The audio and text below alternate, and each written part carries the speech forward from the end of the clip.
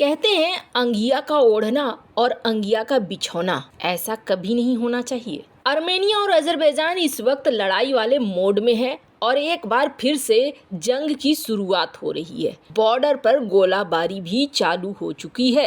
Armenia ने 2 गलती की और आपको बता दें ये वही वाली गलतियां हैं जो गलतियां भारत ने भी की थी। पहली गलती तो कोई बात नहीं है, लेकिन दूसरी गलती बिल्कुल नहीं करनी चाहिए थी आर्मेनिया को, और यही दूसरी गलती भारत ने भी की है।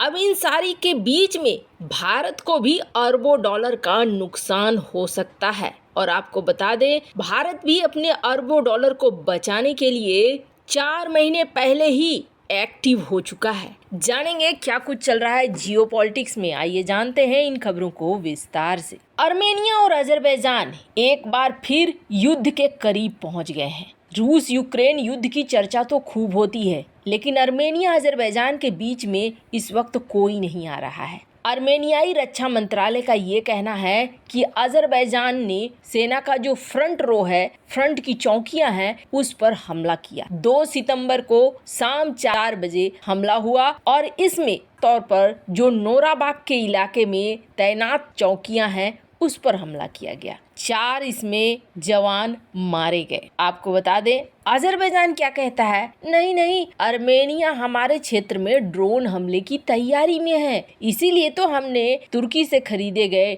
TB2 ड्रोन के जरिए हमला किया है। आर्मेनिया के सारे आरोपों को खारिज कर दिया।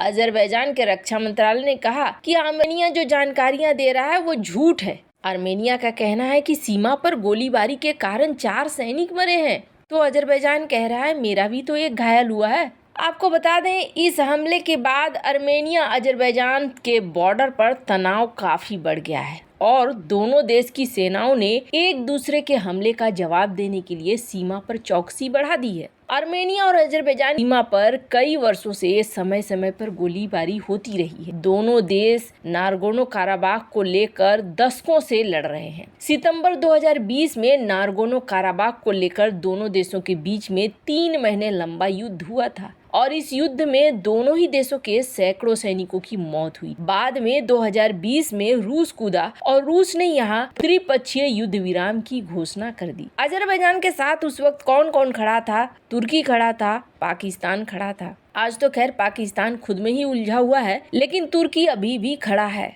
आपको बता दें दोनों के बीच में सुलह कराने के लिए जिस तरीके के तनाव के हालात हैं उन्हें संभालने के लिए फ्रांस के राष्ट्रपति ने भी कोशिश की। स्क्रीन पर आप देख सकते हैं अजरबैजान के राष्ट्रपति की मुद्रा ऐसी लग रही है जैसे कि सच मानिए देखने से ये शख्स बड़ा कुटिल सा लगता है। वहीं दूसरी साइड में आर्मेनिया के राष्ट्रपति हैं हाथ बांधे, जिसकी तरफ मैक्रोन देख रहे हैं। इनकी स्थिति देखकर ही लग रही है कि ये अपने आप को कमजोर महसूस कर रहे हैं। अब बात करें पहली गलती क्या की थी आर्मेनिया ने, तो आपको बता दें सबसे बड़ी बात यह है कि चाहे अजरबैजान हो या आर्मेनिया हो, ये सोवियत संघ से टूट कर बने हैं और सोवियत संघ से टूटने के बाद आर्मेनिया ने रूस के साथ एक संधि की और वो संधि थी CSTO। और सोवियत संघ का हिस्सा होने की वजह से आर्मेनिया यही समझता था कि हम रूस के साथ ज्यादा सुरक्षित महसूस करेंगे। ये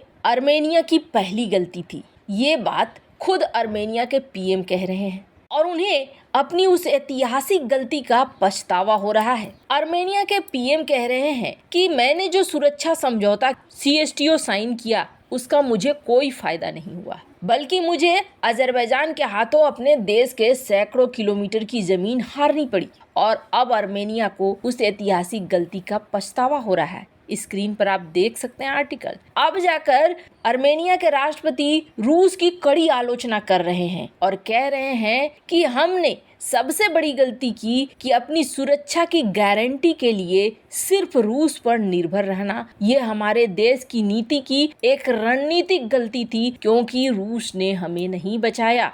रविवार को प्रकाशित इतालवी ला रिपब्लिका के साथ एक इंटरव्यू में आर्मेनिया के प्रधानमंत्री निकोल पसिनियन ने रूस पर आर्मेनिया की सुरक्षा गारंटी देने में विफल रहने का आरोप लगाया। इन्होंने कहा कि रूस का आर्मेनिया के साथ रक्षा समझौता है, इसके तहत आर्मेनिया में रूस का एक मिलिट्री बेस भी है, लेकिन शायद रूस मुझे अपना समर्थक देश नहीं मानता है और यही वजह है रूस आर्मेनिया को सपोर्ट नहीं कर रहा है। आपको बता दें, उस समय कहा जाता है कि सुखोई विमान भी थे, लेकिन सुखोई विमान की ट्रेनिंग आर्मेनिया के पास नहीं थे। कई ऐसे फाइटर जेट थे जिनका मिसाइल उनके पास नहीं था और CSTO के तहत रूस ने ये कहकर मना कर दिया था कि नागोर्नो काराबाख एक अंतर्राष्ट्रीय क्षेत्र है, हम इसमें दखल नहीं दे सकते हैं। आर्मेनिया की ये पहली गलती थी। अब दूसरी गलती कौन सी है, जो गलती भारत ने भी की है? तो आपको बता दें, दूसरी गलती, सबसे बड़ी गलती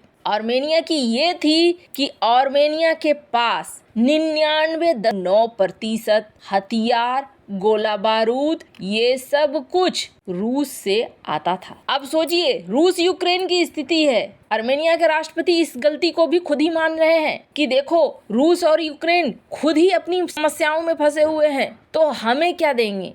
क्या रूस हमें दे पाएगा? ये दो बड़ी गलतियां हैं। अब भारत इससे कहां तक जुड़ा हुआ है? भरोसा करना गलत बात नहीं है, लेकिन होता क्या है, जियोपॉलिटिक्स में कई बार चीजें समय के अनुसार होती हैं। रूस ने कई बार साथ आकर दिखलाया भी है, 1971 में भी दिखलाया साथ आकर, तो भरोसा तो अच्छी बात है। लेकिन हम भी कुछ ऐसे ही थे, 70% हथियार हमारे रूस के ही थे। अब रूस यूक्रेन युद्ध में फंसा हुआ है, तो चाहकर भी हमें हथियार नहीं दे पाता। ऐसे में भारत ने अब धीरे धीरे विविधता लानी शुरू की, और आपको बता दें, आर्मेनिया ने भी शुरू की। ये स्क्रीन पर आप देख रहे हैं, अजीत डोभाल के साथ इन्होंने मीटिंग की, इन्होंने अब रिश्ते बढ़ाने शुरू कर दिए। भारत से पिनाका रॉकेट खरीदा, कल्याणी होवित्जर तोप के लिए भी ये बात कर रहे हैं, आगे ब्रह्मोस की भी बात कर रहे हैं। तो अब जाकर ये जाग गए हैं। अब रही बात कि भारत को अरबों डॉलर का नुकसान इसमें कैसे होगा, तो आपको बता दें, भारत को नुकसान ऐसे होगा कि भारत चाह रहा था चाबहार पोर्ट के जरिए यूरोप में एंट्री। अब कहा जा रहा है कि अजरबैजान